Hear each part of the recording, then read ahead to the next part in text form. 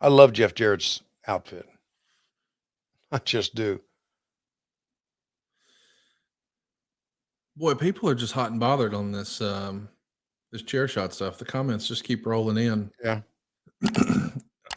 Don't watch the show, bud. I mean, I don't know what to say, but it was a fucking gimmick, and Yeah.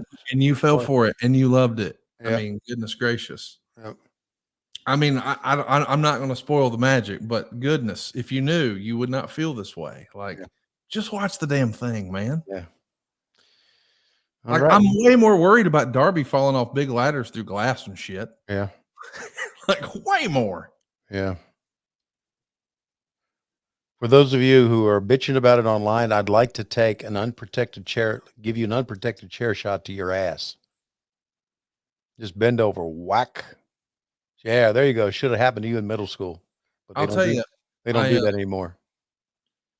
my one takeaway, and I know we don't normally talk about current stuff, and I'll move on from this afterwards, but you mentioned to me once before, because I loved war games as a kid, Mhm. and you said early on in the show, you and I doing this pod, that you didn't like the war games because you felt like it was anticlimactic. Right. You wanted to see the 1, 2, the fans are on the edge of their seat. Oh my Yeah. God, is this it? The anticipation, here we go. Uh-huh. And you don't get that with, okay, I quit. Yeah, right. And I never really got that. I remember you saying that. I've never forgot it, but I got it last week watching it That's right. because there was so much over the top violence. It was such a great match. It was just Mhm. fantastic Right. as far as the story and the violence and all that. And then the ending, it was like, boy, that does feel a little anticlimactic. And Mhm. and the first thing I thought was, man, Tony was right because I loved the war games so Mhm. much. Right. And you were like, yeah, I'd like to have seen a pinfall. Right. I think you're right, man. Like, Yeah. The first one, it was like JJ quit, right? yeah. But you didn't really know that he quit until the referee said ring the bell. It's like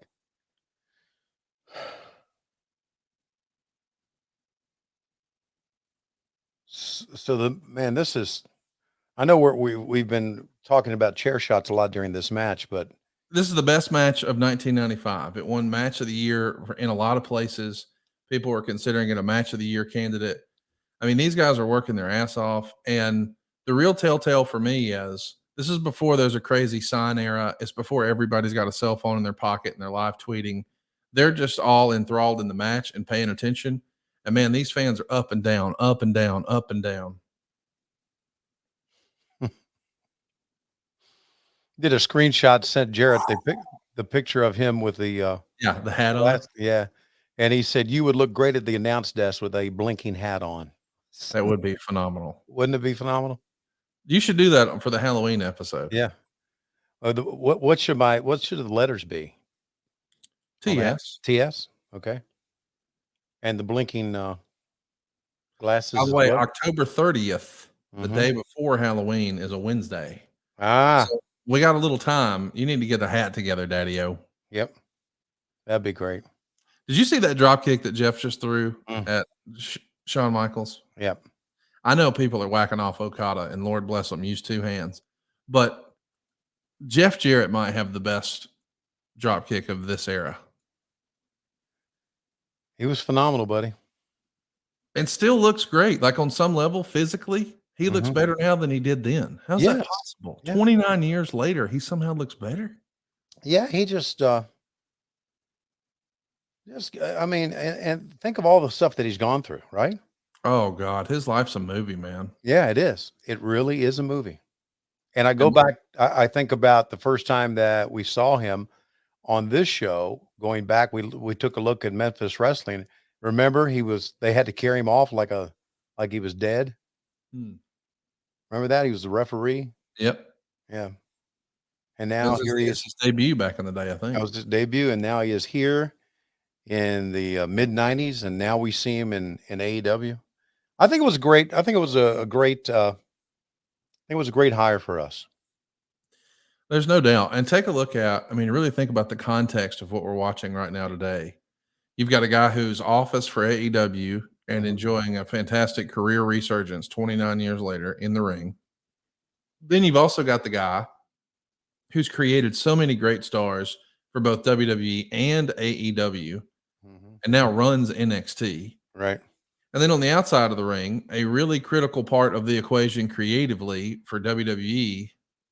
I mean, who would have thought in this era, especially after all the attitude and off the field problems that we had with Shawn Michaels, and on this particular day, Jeff and Road Dogg walking out, who would have thought, yeah, these guys are management material, every one of them. Yeah. But it worked out. People grow up, people get better. Yeah. And people love the business and respect the business. And it's, there's so many characters that you have to deal with in wrestling. In fact, look at, oh my God. Sean hitting the ropes Unbelievable. is unbelievable. And it was a launch, but he always hit the ropes. And I bring this up to people a lot of times. You see people hit the ropes, just, it's like they're scared to run towards it, towards their opponent. And I tell them, I said, go watch a Shawn Michaels match, watch the person hit the ropes, or watch how he hits the ropes, watch the speed, and watch how great it looks. Just, Sean was incredible. Good God. I mean, And Jeff too, yes, obviously, but both these guys. Sean went up top, looked between his legs, Mhm. turned, hit the double axe handle, Mhm. scoop slam, and now from the other side, I think here comes that patented elbow. There it is. What do you think of that Shawn Michaels elbow off the top compared to Randy Savage's? Man, it's a hard comparison because Savage's was good, but man, Michaels, because of his athleticism, to me could fly further. Yeah, Savage's was the standard. I mean, we just saw it on the bonus episode. it's fantastic. Yeah, but I got to tell you, I'm a little fish out of the water though with Jeff these days because I know what a great guy Jeff is in real life, but he's been such a fantastic heel that he convinced me. I thought he was going to be the biggest asshole ever, and now he's just awesome. But mhm, I'm saying his character on TV has always been portrayed as being this heel, right, and the idea that he's a babyface kinda on TV mhm, is interesting to me. right. I wonder where that goes because part of me, just loving Jeff as a heel, hopes that he can somehow find a way to get some mega heat out of this because I know he enjoys being a heel too. You know what? I think I think everybody enjoys being a heel. Yeah, Uh, and of course, the old adage was back then, and I believe this, because when back in the early Crockett days, I hung out with the heels, right? right. Uh, and I liked everybody, but they always the old adage was the heels are the really good guys backstage. That's right. Yeah.